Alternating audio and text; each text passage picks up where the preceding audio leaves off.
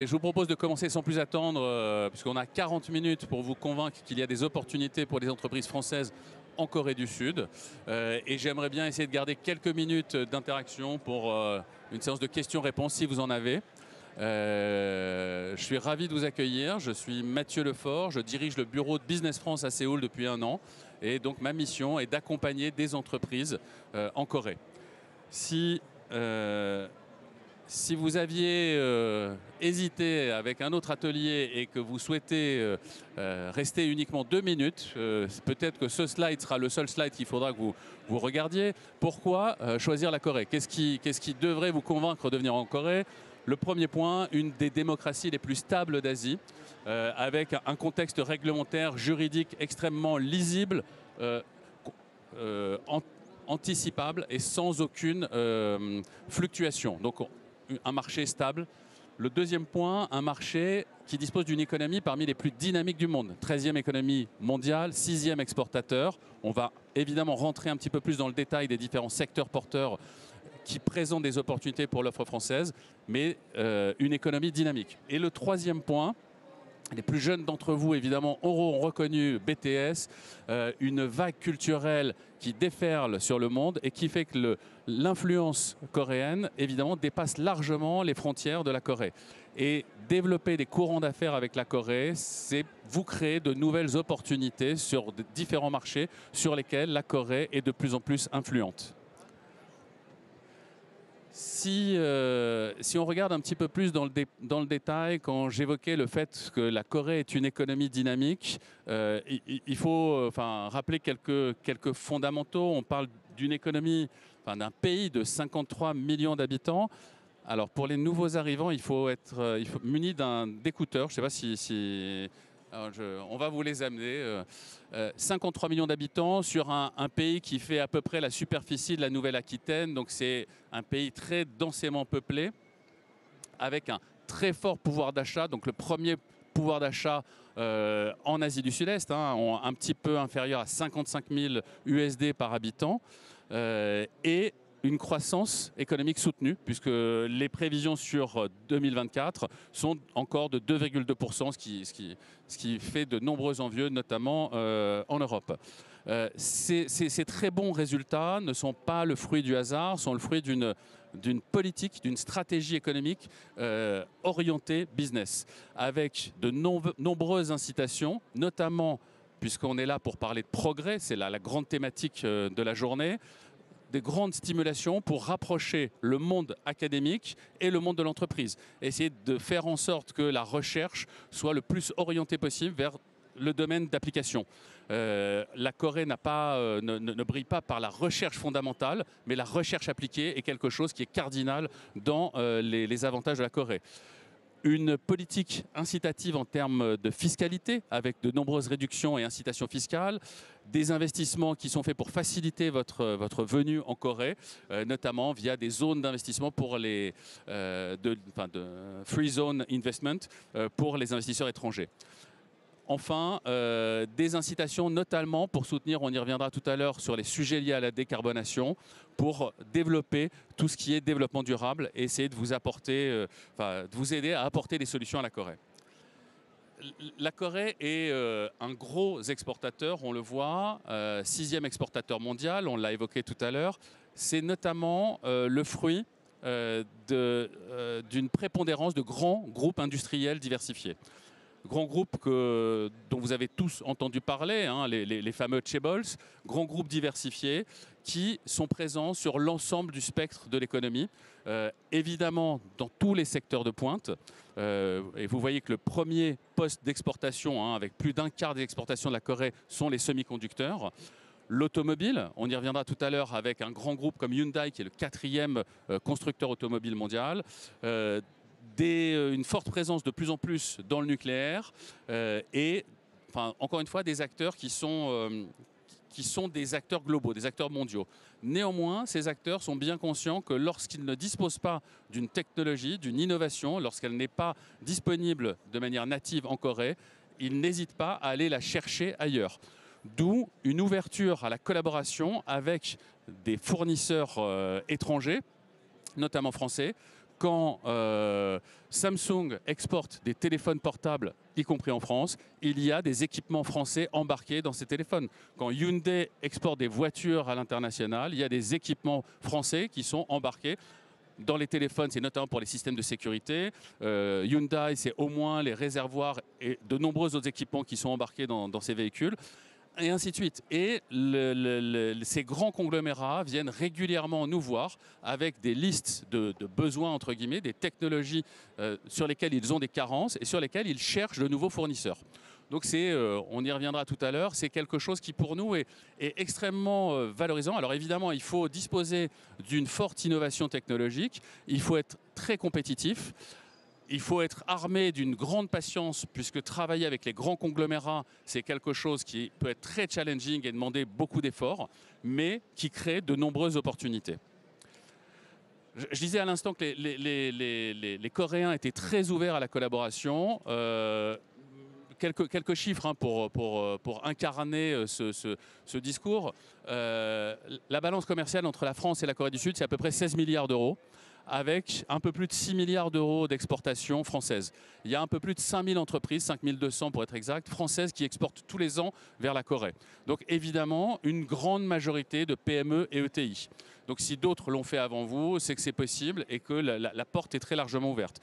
On dispose aujourd'hui d'à peu près 300 filiales françaises implantées en Corée qui emploient un petit peu plus de 26 000 personnes. Donc on a une très très forte présence française et on voit que la Corée est le 17e client de la France. Donc on est assez bien représenté. Si vous pouvez récupérer cette carte, vous pouvez aller voir directement où sont présentes toutes les implantations françaises. Mais cette relation facilitée, je disais tout à l'heure qu'il y avait un cadre réglementaire favorable, elle est notamment liée au fait que la Corée se soit lancée de manière assez intensive dans des négociations d'accords de libre-échange, dont avec l'Union européenne depuis 2011. Et cet accord de libre-échange avec l'Union européenne a permis un démantèlement progressif des droits de douane dans de très nombreux secteurs, ce qui fait que c'est très facile et il n'y a pas de taxes prohibitives, de droits d'entrée prohibitifs à l'entrée sur le secteur. Évidemment, il y a des exceptions dans certains secteurs protégés de niche, mais évidemment, ça, on pourra en parler. Si on essaye maintenant de donner un coup de projecteur sur les grands secteurs porteurs, évidemment, le premier d'entre eux, ce sont les technologies. Technologies et services avec un pays qui est un des leaders de la digitalisation, un pays qui dispose, on les a cités tout à l'heure, hein, d'acteurs qui font partie des leaders du secteur. Néanmoins, il y a des niches d'opportunités dans différents secteurs. Le premier, on a un pays qui est le pays le plus robotisé au monde, avec, je crois, 1000 robots en moyenne pour 10 000 salariés, mais qui a encore un grand besoin de services liés à la robotisation. Alors bien sûr dans l'industrie, mais également dans les services. C'est le premier pays au monde utilisateur de robots dans le domaine des services et il n'est pas rare en Corée d'aller dans un restaurant, vous allez commander sur une tablette et où c'est un robot qui va vous servir. Donc c'est quelque chose qui est très important. Et une forte demande, notamment dans l'industrie, on a régulièrement des entreprises, là aussi, j'y reviendrai tout à l'heure, qui nous interrogent pour essayer de leur apporter des solutions. Deuxième secteur dans lequel on a beaucoup de besoins, c'est tout ce qui tourne autour de la deep tech, bien sûr l'intelligence artificielle, le quantique, où là on fait face à une course à l'innovation qui bien sûr est globale et où les Coréens cherchent de l'innovation là où elle se trouve. En termes d'intelligence artificielle, les grands groupes et les grands leaders coréens de la tech, soit Naver, Samsung, ont déjà ouvert des labos de R&D en France, alors dans des domaines très diversifiés, hein, mais notamment pour l'intelligence artificielle à Grenoble. Samsung, ça c'est plus pour la partie design, pour faire évoluer leur offre de manière à ce qu'elle soit... Ils ont le même labo de design que celui qu'ils ont en Californie. Pour le marché européen, il est en France, il est à Paris. Donc on est très clairement identifié donc, pour cette partie tech et services Un dernier secteur qui est pas forcément intuitif, c'est tout ce qui tourne autour des industries culturelles et créatives. On l'a vu tout à l'heure, la Corée mise beaucoup sur son soft power. Qu'elle considère, je montrais une photo tout à l'heure de BTS, BTS est un poste d'exportation pour la Corée, a un impact sur la balance commerciale de la Corée. Pour maintenir et entretenir cette dynamique, ils ont des besoins de services. Ils cherchent des solutions pour la réalité virtuelle, pour tout ce qui est webtoon. Ils cherchent des nouveaux services pour toucher de nouveaux marchés. Eux sont assez forts sur le contenu, enfin développent un contenu, mais ils sont à la recherche de tous les services pour développer ces contenus, adapter ces contenus aux différents marchés. Juste quelques chiffres, on parlait du secteur des contenus culturels et des ICC, c'est le 7e marché mondial pour les ICC. Le jeu vidéo, où il y a aussi beaucoup d'opportunités, c'est le 4e marché mondial pour les jeux vidéo. Donc, les entreprises qui apportent des solutions dans ces domaines-là ont vraiment facilement accès à de nombreuses opportunités. Et pour essayer d'incarner ça, malheureusement je suis tout seul sur scène, mais je voulais amener avec moi quelques exemples. Eastovery, une entreprise qui est spécialisée dans les expositions immersives avec la réalité augmentée, que nous avons eu l'occasion d'accompagner en juillet dernier en Corée dans le cadre d'un programme d'immersion qui s'appelle ICC Immersion, programme d'accélération, qui est venu donc en Corée en juillet avec un fort souhait de développer leur offre évidemment sur le marché coréen. Un an après, et c'est la photo que vous voyez ici, ils inauguraient leur exposition immersive sur Notre-Dame au National Palace Museum. Et donc, on sent qu'il y a une forte appétence pour ce type de solution, apporter encore une fois, une innovation qui va permettre de développer de nouveaux marchés. Et peut-être, tout à l'heure, vous avez entendu un premier terme en coréen que vous pouvez retenir, chaebol. S'il y a un deuxième terme en coréen que vous devez retenir, c'est pali pali. Les choses peuvent aller très vite en coréen. Et donc, vous voyez qu'un an après, une entreprise qui est pourtant dans un secteur technologique peut voir sa solution développée sur le marché. Évidemment, n'hésitez pas à m'interrompre s'il y a des questions, s'il y a des choses que vous voulez aborder. Si on rentre maintenant dans le domaine de l'industrie et des infrastructures, alors un domaine qui est très important en Corée, il faut garder en tête que plus de 33% du PIB de la Corée provient de l'industrie, donc c'est le plus fort taux de l'OCDE. En même temps, dans ces industries, il y a un très très fort besoin d'innovation. Et là aussi, la Corée se distingue. La Corée est le deuxième pays au monde avec la part de son PIB dédiée à la R&D. C'est le deuxième pays derrière Israël avec plus de 5% de son PIB qui est dédié à la R&D. Pourquoi? Parce qu'aujourd'hui, ils occupent des positions dominantes. Alors, on a cité l'automobile tout à l'heure avec Hyundai, qui est le 5e producteur automobile mondial. Dans la transition énergétique, énorme enjeu pour eux. Alors avec le nucléaire qui revient, qui a été sous le gouvernement précédent, qui a été mis en retrait, mais qui revient et qui redevient une priorité. Pourquoi? Parce que ça devient un fort enjeu d'exportation. Vous avez peut-être entendu dans la presse que la Corée vient de remporter un contrat en République tchèque pour fournir des réacteurs. Il l'avait déjà fait par le passé. Il vise à devenir un champion dans ce domaine-là. On cite l'aéronautique. L'aéronautique, ils ont également cette ambition. La Corée n'était pas forcément une nation historique dans l'aéronautique. Il y a eu un très très fort investissement qui a été fait. Et aujourd'hui, on a un exemple qui est rarissime, une compagnie comme Korean Air, compagnie aérienne, qui devient producteur d'éléments, notamment sur le fuselage et les winglets pour Airbus, qui fournit Airbus, à qui il achète des appareils. Donc dans l'aéronautique, et ils ont l'ambition de devenir un fort acteur de ce domaine-là. J'ai cité Korean Air, on pourrait citer Korean Aerospace Industries, qui est implanté ici, fournisseur d'Airbus également, qui dispose d'une filiale à Toulouse. Donc pour eux, à partir du moment où ils peuvent développer une capacité d'exportation, ça devient une priorité. toujours dans la transition énergétique, on pourrait citer évidemment l'enjeu de cette, du verdissement de la production, puisqu'aujourd'hui le mix énergétique repose essentiellement sur le carbone, enfin sur le charbon, pardon. Le nucléaire revient évidemment en poupe, mais il y a un très très fort investissement qui est fait dans les ENR, et notamment dans l'éolien. Et là aussi, si vous avez suivi l'actualité, vous avez vu que EDF avait racheté des sites de production éolien offshore en Corée. Donc il y a une très forte volonté pour développer, ces nouvelles opportunités.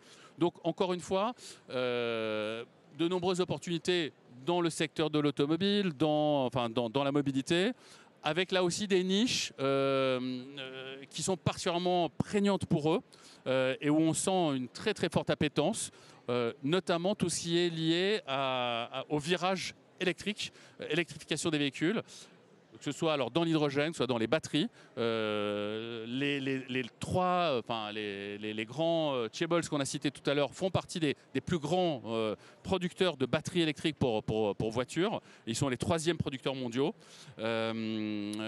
Et premiers en termes de recyclage de batteries, avec déjà des projets d'investissement. Pour ce qui est des énergies renouvelables, là aussi, de nombreuses opportunités, que ce soit pour la fourniture d'équipements, mais également dans la gestion des smart grids. Pour incarner, là aussi, puisque je suis tout seul, pour incarner des success stories dans l'industrie, un exemple d'une entreprise qui, elle, conceptualise et fabrique des machines pour le travail des tubes et des fils. Qui là, alors l'aspect innovant de son approche, c'est qu'elle a souhaité se développer via le e-export, a participé à ce qu'on a appelé le French Fab Corner sur une plateforme purement coréenne qui s'appelle Comachine. Sur cette plateforme coréenne Comachine, donc spécialisée dans l'industrie, dans les machines-outils, on a poussé pour créer un French Fab Corner. Et grâce à sa présence sur cette plateforme, elle a déjà généré des courants d'affaires, un chiffre d'affaires, là aussi, de manière assez rapide, trouver des débouchés. Donc ça peut être possible. Donc, même quand on est dans l'industrie plutôt traditionnelle, mais qu'on a une approche innovante du marché, on peut là aussi trouver des débouchés. L'innovation peut venir aussi de secteurs, évidemment là encore on continue, beaucoup plus traditionnels. Là, je voulais aborder l'aspect biens de consommation. Alors, dans les biens de consommation, évidemment, le premier poste pour nous qui est assez évident, c'est le luxe. Et il faut être conscient que la Corée est le pays qui dépense le plus au monde par habitant dans le luxe, avec, je crois, 325 $ par an par habitant dans le luxe. C'est plus en moyenne que la Chine et les États-Unis, qui est évidemment, on ne peut pas comparer 53 millions et 1,4 milliard. Le marché chinois ou le marché américain est plus gros en volume, mais les dépenses par habitant sont plus importantes en Corée. Donc, encore une fois, si vous vous souvenez de ce que je disais tout à l'heure, 53 millions d'habitants, 26 millions autour de Séoul, donc un marché domestique accessible très limité, c'est très facile de trouver des débouchés rentables pour des entreprises qui apportent des solutions.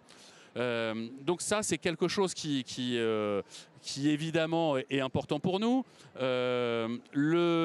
L'image de la France est excellente dans ce domaine-là, hein, évidemment, avec des ressorts culturels qui font que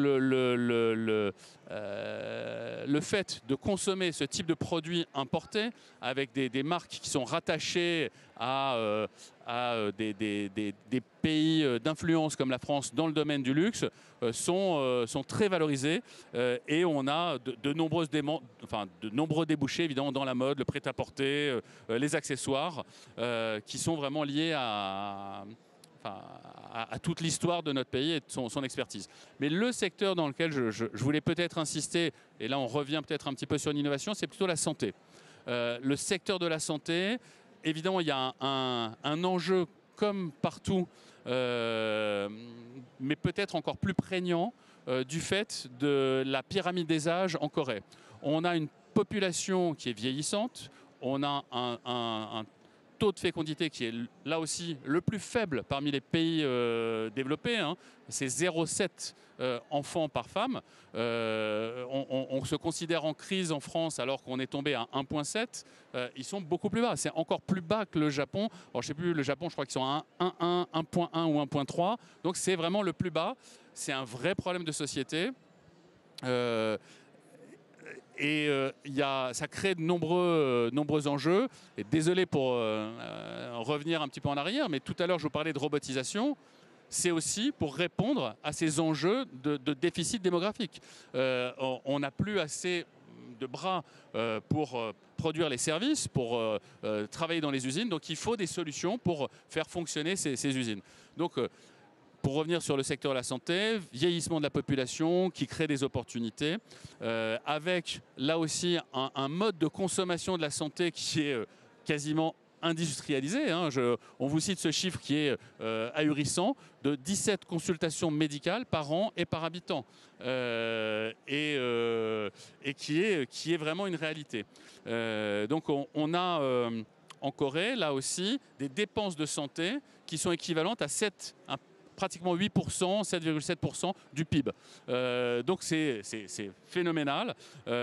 On estime, pour vous donner aussi des ordres de grandeur, hein, le marché des dispositifs médicaux, c'est 6,7 milliards d'euros. Le marché des médicaments et de la biotech, c'est 18,2 milliards d'euros. Donc ils ont un gros enjeu sur ce secteur-là. Un gros enjeu d'autonomie. Eux aussi essayent de faire venir des compétences. Donc là, non seulement ils souhaitent faire venir cherchent des fournisseurs, mais mettent en place tout un dispositif pour attirer les investisseurs dans la santé et essayer de faire en sorte qu'ils renforcent leur présence sur le marché coréen. Donc là aussi, énormément d'opportunités dans les dispositifs médicaux, dans la santé, dans les systèmes liés à la gestion hospitalière, toutes les solutions qu'on peut leur apporter pour améliorer ce système. Peut-être un dernier point pour finir, alors qui n'est pas là aussi, qui n'est pas forcément intuitif. On voit de plus en plus la Corée comme un concurrent dans le domaine de la cosmétique, ce qui est vrai. Hein. La K-beauty est quelque chose de très fort. C'est une vague, c'est une vraie déferlante. Avec là aussi, on parle d'innovation. Ce qui fait le succès de la K-beauty, ce sont ces cycles d'innovation et ces cycles de mise sur le marché de produits qui sont beaucoup plus courts que les marques françaises, que les marques européennes. Donc ce qui crée une dynamique pour les consommateurs d'innovation régulière et pour lesquelles il y a une très très forte appétence de la part du consommateur. Donc s'il n'y a pas cette innovation régulière, le consommateur va très très vite se détourner son attention et donc ces marques de K-beauty fonctionnent très très bien. Néanmoins, la France garde une excellente image dans ce domaine-là. Et là aussi, on continue à avoir un fort niveau d'exportation. Et là aussi, je souhaitais mettre en avant une réussite qui a été assez remarquable. Eugène Perma, entreprise spécialiste dans le soin capillaire, qui là nous a sollicité pour avoir une prospection en ligne, pour essayer de trouver de nouveaux distributeurs en ligne, donc sans faire de déplacement. Mission en ligne qu'on a menée avec elle. Et on l'a mise en relation avec un partenaire qui là aussi, son approche de la distribution qui était plutôt innovante, avec une approche qui favorisait le téléachat.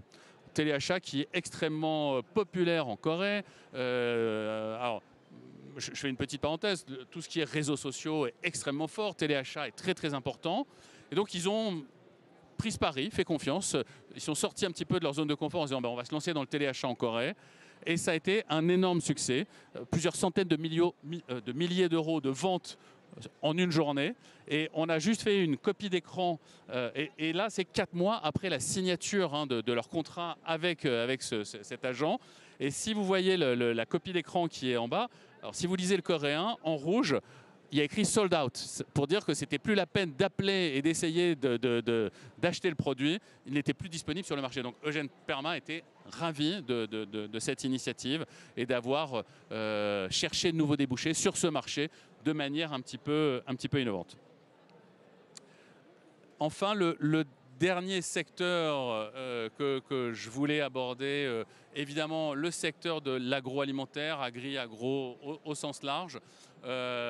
C'est pour nous évidemment un secteur de pointe avec un petit peu plus de 600 millions d'euros d'exportation aujourd'hui de la France vers la Corée, à peu près 300 millions, enfin un peu plus de 300 millions dans les vins spiritueux, le reste réparti dans différents secteurs dans le food, notamment dans les produits laitiers. On va rentrer un petit peu dans le détail, mais là aussi, on a un marché qui est extrêmement favorable. Je vous disais tout à l'heure que le pays faisait la taille de la Nouvelle-Aquitaine et il est composé à 75% de montagnes. Donc très très peu de terres arables. La Corée, en termes agricoles, n'est autosuffisante qu'à 40%. Donc de toute façon, il faut importer des denrées alimentaires pour pouvoir consommer. Donc c'est un marché, c'est une terre d'opportunité pour l'agroalimentaire. Là aussi, on dispose d'une excellente visibilité. La position de l'offre française est extrêmement bien perçue. Donc on a, je parlais tout à l'heure de produits laitiers. Nos exportations sont notamment portées par le beurre, la crème, ce genre de choses, dans l'industrie BVP, boulangerie, viennoiserie, pâtisserie, où pour montrer qu'on fait des produits de qualité, donc c'est pas du B2C, c'est du B2B. Donc les chaînes de boulangerie comme Paris Baguette, que vous connaissez peut-être, Paris Baguette qui a 4 points de vente en France, mais 4000 en Corée, achètent des produits laitiers français pour se démarquer, et montrer qu'ils font des produits de qualité, qu'ils se positionnent sur des produits haut de gamme. Donc c'est attaquer ce genre de marché avec des produits premium peut offrir de nombreuses opportunités. Sur ce qui est évolution du consommateur, là aussi on a un marché qui est vraiment en train d'évoluer avec le consommateur qui est de plus en plus un foyer constitué d'une personne, et donc qui cherche des solutions faciles, adaptées, mais qui en même temps veut quelque chose qui soit un petit peu premium, donc qui va pouvoir être intéressé par des produits importés, et notamment des produits déjà préparés, avec des recettes françaises. Là, en ce moment, on constate une très très forte croissance des produits surgelés, ce genre de choses, donc des nouveaux formats. Cette appétence pour l'innovation aussi dans le packaging, on la note également dans tout ce qui est vin et spiritueux et produits alcoolisés. Là, alors il ne faut pas avoir peur de sortir des sentiers battus, avoir des formats qui vont être très très différents, développer. J'ai déjà été invité à boire du vin en canette là-bas et ça se fait. On vend aussi des petites bouteilles avec un verre incorporé. Tous ces formats innovants plaisent beaucoup, sont vraiment adaptés aux attentes du consommateur. Donc si l'innovation ne se fait pas dans le produit, elle se fait dans le packaging et dans la solution d'emballage du produit. L'avantage aussi de la distribution alimentaire, je parlais tout à l'heure de la grande puissance des chaebols, des grands groupes coréens. La distribution est entre les mains de ces grands acteurs qui, alors j'ai cité tout à l'heure Paris Baguette, qui dispose de 4000 points de vente en Corée. Les grands leaders sont des filiales des grands conglomérats. On peut citer Shinsegae, qui est une filiale de Samsung, des grands groupes comme Lotte, qui disposent de centaines de points de vente. Donc, ouvrir les portes d'un de ces points de vente, c'est évidemment avoir un accès ultra privilégié à ces marchés. Autre point qui est très très important, quels que soient les secteurs que vous allez viser, j'évoquais tout à l'heure l'importance des réseaux sociaux, et c'est encore plus important dans tout ce qui est biens de consommation alimentaire et non alimentaire. Être actif sur les réseaux sociaux, disposer d'une notoriété et entretenir cette notoriété, c'est quelque chose d'indispensable. Je parlais tout à l'heure du fait qu'il faut un cycle d'innovation, il faut faire, mais il faut aussi faire savoir. C'est quelque chose d'indispensable. Enfin, pas avoir peur d'arriver avec des produits de niche. Là aussi, je disais tout à l'heure qu'ils souhaitent se diversifier. Et j'évoquais dans la tech que les grands leaders du marché viennent nous voir avec des services, des solutions innovantes qu'ils recherchent, des technologies qu'ils recherchent. Les grands acteurs de la distribution et du retail viennent nous voir avec des produits qu'ils recherchent, des produits de niche, en nous disant voilà, on cherche tel ou tel produit. Donc, et ça, c'est quelque chose qui est extrêmement prégnant. Ils sont, encore une fois, très, très ouverts. Là aussi, pour terminer, je voulais citer un exemple de success story. Alors, Champagne, pas forcément quelque chose de très innovant, mais là aussi, la démarche de ce producteur a été innovante. On a organisé pour lui des dégustations en ligne. Il ne pouvait pas se déplacer, donc il nous a envoyé ses échantillons. On a organisé avec les importateurs, distributeurs, les dégustations en visioconférence avec le champenois. Et ça a visiblement fonctionné, puisque 5 mois après sa mission, ce distributeur était dans les rayons de Shinsegae à Gangnam. Shinsegae Gangnam, qui est le grand magasin le plus rentable au monde. Alors j'ai oublié le chiffre d'affaires, mais c'est en milliards d'euros. C'est phénoménal. Et ils viennent justement d'ouvrir aujourd'hui une des plus belles boutiques de vins spiritueux, qui est toute récente. Si vous avez la chance de venir à Séoul, je vous invite à aller la visiter, et dans laquelle ils ont de nombreuses références. Donc ce distributeur, même en prospectant en ligne, entre guillemets, a réussi à trouver des débouchés dans le temple de la distribution. Donc voilà les exemples que je voulais essayer de mettre en avant dans différents secteurs innovants, très diversifiés. Il nous reste quelques minutes. Je suis à votre disposition s'il y a des sujets que vous souhaitez aborder, et je serai ravi de rentrer un petit peu plus dans le détail. J'indique mes coordonnées. Je suis à votre disposition évidemment pour répondre à toutes vos questions par mail ou à l'oral dès maintenant si vous en avez.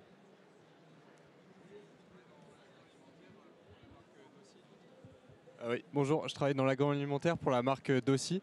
Et aujourd'hui, on essaie de s'exporter en Asie, notamment en Corée du Sud. Et j'aimerais savoir s'il est possible de mettre la main sur, sur des importateurs dans les convenience stores qui marchent très très bien en Corée, n'importe où, que ce soit Séoul ou les petites villes. Est-ce que c'est possible ? Complètement. Dans mes présentations, j'indiquais tout à l'heure qu'on a un marché du retail qui est extrêmement organisé et développé. On travaille très très régulièrement avec eux lorsque ce n'est pas nous qui les sollicitons, je le disais tout à l'heure, ils viennent nous voir. J'ai un exemple en tête très très concret. Lotte, qui est le 3e distributeur de produits alimentaires, qui va de l'hyper au convenience store, qui a toute la gamme de produits, est venu nous voir il y a quelques mois parce qu'il voulait mettre en place une campagne de mise en avant de produits français en marge des Jeux Olympiques. Et donc on a essayé de pousser de nouveaux produits. On invite la semaine prochaine, je crois, de nombreux acheteurs coréens sur le salon de l'agroalimentaire, le SIAL. Donc, je serais ravi de les pousser à aller sur votre stand. Je ne peux pas imaginer que Dossi ne soit pas présent sur le SIAL. Donc, on sera ravi de mettre ça en place et d'essayer de vous pousser, vous aider à avoir de nouveaux courants d'affaires là-bas. Mais oui, c'est tout à fait envisageable. Encore une fois, je vois très bien le format que vous pouvez leur apporter, et ça répond exactement aux besoins et aux attentes du consommateur. Sachant que, comme je l'ai dit aussi tout à l'heure, ils ne sont pas autosuffisants en fruits et légumes. Donc ils ont besoin d'en faire venir massivement. Aujourd'hui, les principaux fournisseurs, notamment sur la partie fruits et légumes, sont plutôt en Asie. Et ne correspondent pas exactement à toutes les attentes. Alors évidemment, ce n'est pas au même tarif, mais il y a une forte défiance sur les produits alimentaires, notamment en provenance de Chine. Et évidemment, on surfe dessus. Même sur des produits plus premium, on ouvre en ce moment même le marché du bœuf, qui a été ouvert après plus de 15 ans de fermeture, qui a été ouvert en décembre dernier. les premières expéditions de bœuf vont arriver sur le marché dans les prochaines semaines.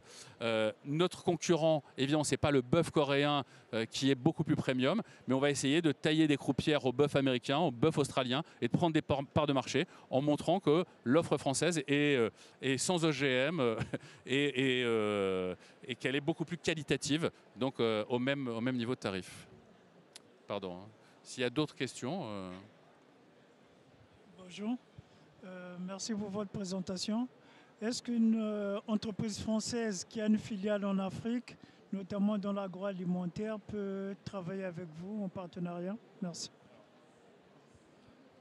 Bien sûr, on sera ravis de vous accueillir et la Corée est de plus en plus attentive à la relation qu'elle entretient avec le continent africain.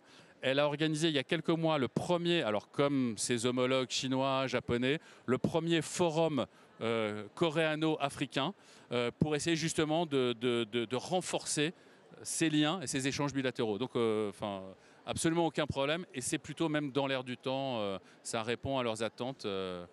Après, à creuser bien entendu. Hein. Je crois qu'il y avait une question.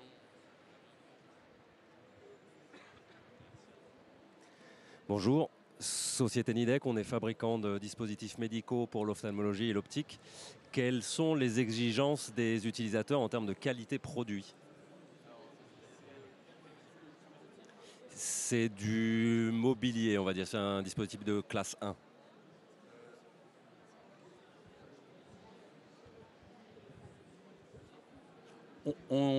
Les normes françaises, CE, correspondent à leurs attentes et on n'a pas de. Je disais tout à l'heure hein, qu'on est déjà fournisseur de dispositifs médicaux en Corée. Aujourd'hui, on pense qu'on a encore une forte capacité de croissance dans ce domaine-là. Ils n'ont pas assez, ils n'ont pas une offre locale suffisante. Ils importent essentiellement, là aussi, dans ces domaines-là, plutôt en Asie, Chine et autres, avec un niveau de produits qui n'est pas forcément aux mêmes attentes. Donc après, sous réserve d'être compétitif, alors là, il faudrait qu'on aille creuser au niveau des grands acteurs du monde hospitalier, mais avec qui on entretient de très bonnes relations. Alors, la présence française est plutôt forte dans le domaine de la santé, dans tout ce qui est médicaments, biotech, où là on a vraiment une présence historique et développée. Dispositifs, on a très peu de filiales françaises qui sont implantées. Néanmoins, les groupes hospitaliers sont très ouverts aux échanges. Alors c'est très... on a une part du secteur privé qui est plus importante peut-être que dans d'autres pays, mais qui justement est peut-être plus ouverte à ce type d'achat et pourra plus facilement être une cible pour vos produits. Donc non, je pense qu'il n'y a aucune difficulté.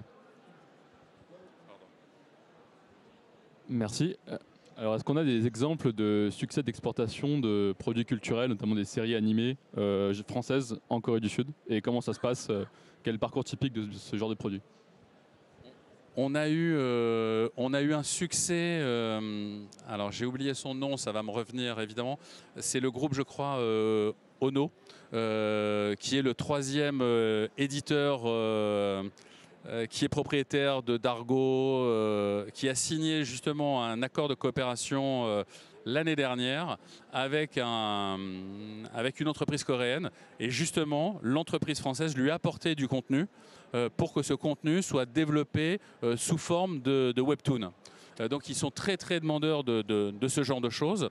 Et ils viennent, alors pour citer des anecdotes, ils viennent aussi de temps en temps nous voir pour qu'on leur amène un contenu. Alors, évidemment qui va être coréanisé, mais qu'on fournisse du contenu sur de nouvelles plateformes. Donc oui, on a des exemples. Alors j'essaierai de retrouver, on échangera nos coordonnées, mais j'essaierai de retrouver le contact de cette success story qu'on aurait pu citer. Mais ce contrat a été signé. Alors c'est du gagnant-gagnant, puisque l'entreprise française a fourni du contenu. L'entreprise coréenne est plutôt une spécialiste du format webtoon. Et en fait, cette entreprise coréenne a pour projet de venir investir en France, à Angoulême, pour aider la France à développer des capacités dans la création de webtoons. Donc on leur a fourni du contenu, eux nous apportent le savoir-faire dans la maîtrise de ce nouveau format qui est encore balbutiant en France. Hein. On n'est pas des gros consommateurs de webtoons, contrairement à la Corée. Je ne sais pas si vous êtes déjà allé en Corée, mais si vous venez en Corée, vous serez très surpris. Vous allez prendre le métro ou le bus, tout le monde, quel que soit l'âge, sera sur son smartphone, soit en train de regarder une web-série, soit en train de lire un webtoon. Donc c'est une consommation quotidienne et des formats qui sont particulièrement adaptés à leur mode de consommation. Des petits formats courts de quelques minutes, mais entre deux bus, deux métros, on va pouvoir consommer ça. Donc oui, on a des exemples de success story dans ce domaine-là. Il reste moins de 2 minutes. S'il n'y a pas de dernières questions. Encore merci, vous avez mes coordonnées, n'hésitez pas à me solliciter si vous souhaitez aller plus loin. Je serai ravi avec mes collègues de répondre à vos questions. Merci beaucoup.